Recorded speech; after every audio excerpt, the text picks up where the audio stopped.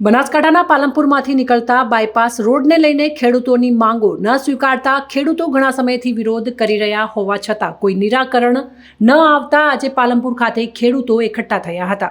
ત્યારે ખેડૂતોના બાયપાસ વિરોધમાં કોંગ્રેસના નેતાઓએ સમર્થન આપી ખેડૂતોની બેઠકમાં જોડાયા હતા અને સરકાર પર આકરા પ્રહારો કર્યા હતા।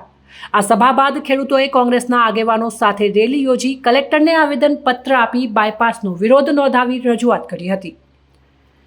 બનાસકાંઠાના મુખ્ય મથક પાલનપુરમાં નેશનલ હાઈવે પર લાંબા સમયથી ભારે ટ્રાફિક થતા કલાકો સુધી રાજસ્થાન અથવા અમદાવાદ તરફ જતા વાહન ચાલકો અટવાતા ટ્રાફિકની સમસ્યા પેચીદી બનતા સરકાર દ્વારા અમદાવાદ આબુ રોડ હાઈવે પર સોનગઢથી જગાણા ગામ સુધી 26 કિલોમીટર લાંબો બાયપાસ રોડ મંજૂર કરી તેના માટે જમીન સંપાદન કરવાની કામગીરી શરૂ કરતા અનેક ગામોના ખેડૂતોની જમીનો કપાઈ જતા તેમજ તેમના પાણીના બોર જતા રહેતા તેમજ જમીન સંપાદનનું બજાર ભાવ પ્રમાણે વળતર ન મળતા ખેડૂતોએ વિરોધ શરૂ કર્યો છે।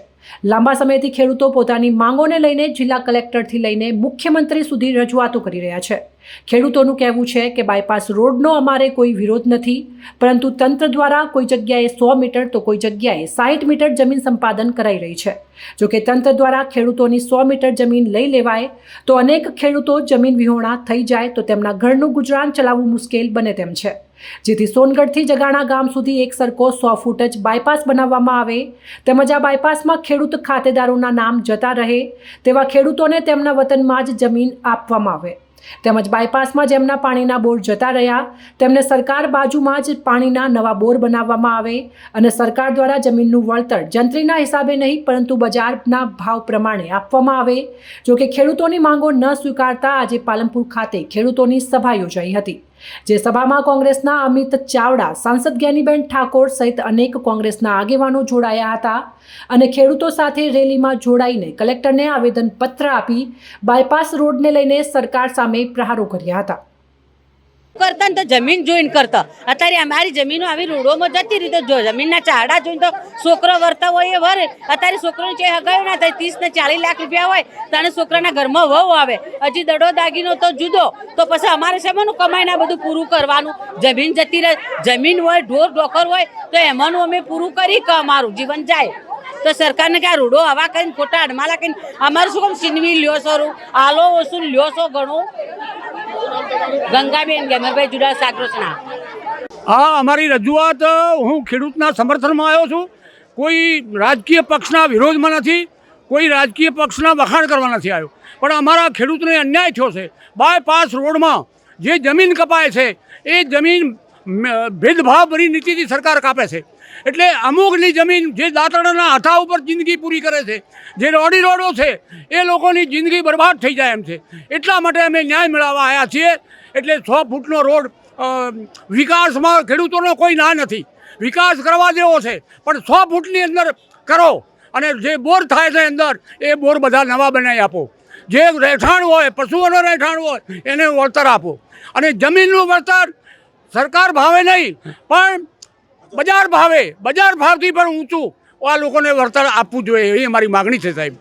મારું નામ પંચાલ હરિભાઈ ગેલાભાઈ પંચાલ ભટામલ મોટી। છોકરો અમારો ઢોખર લઈને અમારે ચો જાવ આ બાયપાસની સરકારને કોઈ જરૂર નથી।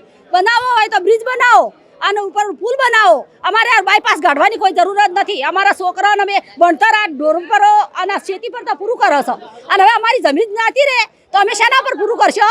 રોડી રોડ અમુક ભાઈ રહ્યો એવા હોય છે કે રોડેલી છે એને ખાવા નેત પૂરું જ નથી થતું, એવા લોકો આ જમીન જતી રહે તો શેના પૂરું કરશી? આ સરકારને તો પેટ ભરવાય છે પણ અમારે શેના પેટ ભરવો? અમારા છોકરાને શી રીતે ભણાવો? અમારા ભાઈઓને ચો જાવ નોકરીઓ સી ના એક છોકરા માટે હગાઈઓ કરવા રૂપિયા નથી। છોકરા એક હોય તો આપણા ગયડામાં આવી તાર ભૂસે મરી છે, એવા માટે અમારા જમીનો જાતી રહી તો અમારે તો રોવાનો વારો આવે। એટલે સરકારને થોડી હોભળવું પડે અમારા ખેડૂતોને અને રોડ બંધ કરે અને પુલ બનાવે। આ કોઈ જરૂર જ નથી બાયપાસ બનાવવાની। મારું ગીતાબેન નામ વેડંચા।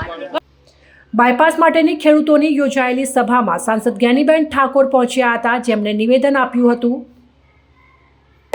પાલનપુરના ખેડૂતોને જે બાયપાસ રોડ માટે જે સર્વે કરવામાં આવ્યું અને છેલ્લા 2-3 વર્ષથી ખેડૂતો એની વ્યાજબી જે વાત છે સરકાર પાસે મૂકી છે। પહેલો તો બ્રિજ બને અને 140 કરોડ એટલે સરકાર માટે કોઈ મોટો ખર્ચ નથી। બીજું તો તમારે બ્રિજ ના બનાવવો હોય ને બાયપાસ કાઢવો હોય તો ખેડૂતો સાથે પરામર્શ કરીને એમની 3-4 જે માગણી છે એ માગણી સ્વીકારે. ખેડૂતોમાં અન્યાય ને એમાં અન્યાય. જે એક્ટિવ ખેડૂતો હતા એમને ક્યાંક ને ક્યાંક બિનખેતી કરી દીધું. જે ખેડૂતો નથી કરાવી શક્યા એમની સામે અન્યાય. અને જમીન જેટલી જોવાય એટલા પ્રમાણમાં ખેડૂતો આપવા માટે તૈયાર છે. એટલે આ 3-4 વાતો અગાઉ પણ અમે મુખ્યમંત્રીને મળ્યા હતા, સરકાર સુધી વાત પહોંચાડી હતી. વિધાનસભા ગૃહમાં અમારા વિરોધ પક્ષના નેતા વાત કરશે અને આજે આવેદનપત્ર આપીને અમે સરકારનું ધ્યાન દોરવા માગીએ છીએ કે જગતનો દાંત ખેડૂત એ પોતાનો ન્યાય તમારી પાસે માગે છે અને તમે ન્યાય નહીં આપો તો ખેડૂતની આય તમને નહીં છોડે. એટલે આવનાર સમયની અંદર આ ખેડૂતોને ન્યાય મળે એના માટે કોંગ્રેસ ખેડૂતો સાથે એમને ન્યાય અપાવવા હકની લડાઈ લડશે. બાયપાસ માટે ખેડૂતોની સભામાં અમિત ચાવડાએ સરકાર પર આકરા પ્રહારો કર્યા હતા. અમિત ચાવડાએ કહ્યું હતું કે આજે બનાસકાંઠામાં પાલનપુરમાં પક્ષાપક્ષીથી પરે રહીને તમામ ખેડૂતો પોતાના અસ્તિત્વ માટે રસ્તા ઉપર ઉતર્યા છે. આજે બનાસકાંઠામાં પાલનપુરમાં પક્ષાપક્ષીથી પર રહીને તમામ ખેડૂતો પોતાના અસ્તિત્વ માટે રસ્તા પર ઉતર્યા છે. એક બાજુ ખેડૂતોનો વિનાશ અને સરકારનો કહેવાતો વિકાસ, એનો ઉત્તમ દાખલો આજે બનાસકાંઠામાં પાલનપુર બાયપાસ રોડમાં જોવા મળે છે. ખેડૂતોની મામૂલી જમીન છીનવવામાં આવી રહી છે. જરૂરિયાત કરતાં વધારે જમીન સંપાદન કરી ને ખેડૂતોને જમીન વિહોણા કરી ખેડૂત મટી જાય, રસ્તા પર આવી જાય એવી સ્થિતિનું નિર્માણ આ વિકાસના નામે ગુજરાતની સરકાર કરી રહી છે. ખેડૂતો આજે લાંબા સમયથી એની સામે લડાઈ લડી રહ્યા છે કે પાલનપુરમાં ટ્રાફિકનો પ્રશ્ન હલ થાય, એમાં કોઈને વાંધો હોઈ ના શકે. પણ જો એરોમા સર્કલ પાસે બ્રિજ બનાવવામાં આવે તો ટ્રાફિકનો પ્રશ્નનું નિવારણ પણ થાય અને ખેડૂતોની મામૂલી જે જમીન છે એ પણ બચી જાય. એવા સંજોગોમાં ખેડૂતો લાંબા સમયથી લડત લડે છે, રજૂઆત કરે છે, પણ સરકારના બહેરા કાન સુધી આ વાત પહોંચતી નથી.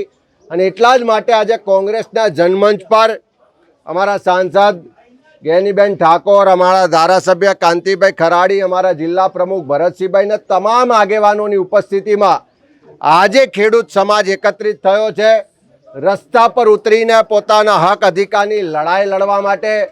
આજે રેલી સ્વરૂપે કલેક્ટરને આવેદન આપ્યું છે અને અમે સરકારને કહેવા માગીએ છીએ, ચેતવણી પણ આપીએ છીએ કે વિકાસના નામે ખેડૂતોને રઝળતા ઘરબાર વગરના કરવાનો આ વિકાસ ક્યારે સ્વીકાર્ય નહીં બને. અહીંયા પહેલો જે ટ્રાફિકનો પ્રશ્ન છે એનું નિવારણ માટે એરોમા સર્કલ પર બ્રિજ બનાવો અને બાયપાસ રોડનો પ્રોજેક્ટ રદ કરો. અને જો બાયપાસ રોડ બનાવવો હોય તો ખેડૂતો સાથે ચર્ચા કરો, પરામર્શ કરો, એને વિશ્વાસમાં લઈ અને ત્યાર પછી જ એક ડગલું આગળ વધો. નહીં તો આ ખેડૂતો જીવ આપી દેશે પણ જમીન નહીં આપે એવો સંકલ્પ સૌએ સાથે મળીને કર્યો છે અને એની લડાઈ કોંગ્રેસ પક્ષ આ ખેડૂતોના હક અધિકાર માટે લડશે.